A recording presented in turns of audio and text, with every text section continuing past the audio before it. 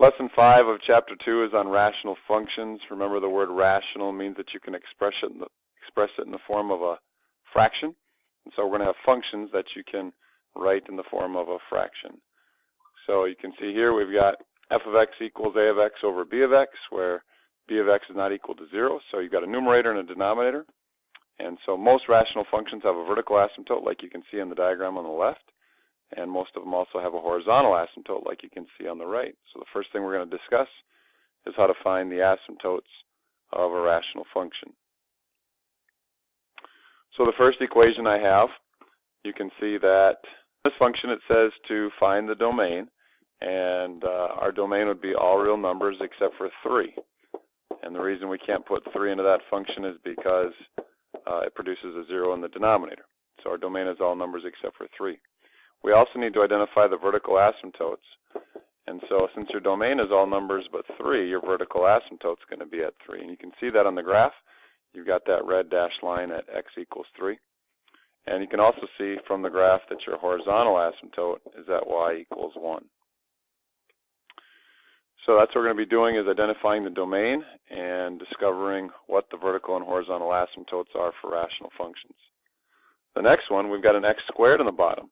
So to determine the domain, we have to set the denominator equal to 0 and solve. And when we solve that, we'd have to subtract 1, divide by 4, square up both sides, and that gives us plus or minus 1/2 I, which is not a real number.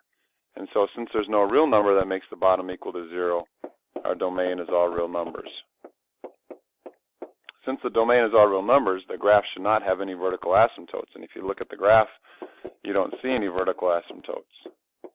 However, we do have a horizontal asymptote, and that is at y equals 2. If you wanted to find the horizontal asymptote algebraically, you could just look at the equation. And since we've got an x squared on top and an x squared on the bottom, you can just divide the leading coefficients. 8 divided by 4 gives you the horizontal asymptote of 2. And if you took that same approach to our first equation, we got a 1x on top, a 1x on the bottom. If you divide the leading coefficients, you get y equals 1. Next equation doesn't have an x on the top, but it does have an x on the bottom. I like to call that bottom heavy. And so let's start off by discovering the domain. Again, is all real numbers except for -3, which means we have a vertical asymptote at -3. And you can see that on the graph. But for the horizontal asymptote, since this is what I call bottom heavy, then the horizontal asymptote is just at 0. And that's going to be the case for every rational function that has more x's in the denominator than in the numerator. Next example is the same type. You can see that this one is also bottom heavy, but in determining the domain, you're going to have to figure out what makes the denominator equal to 0. And so since this is a quadratic, we'd want to factor this. And so we'd figure out that we've got two values that make the bottom equal to 0. So our domain would be all numbers except for those.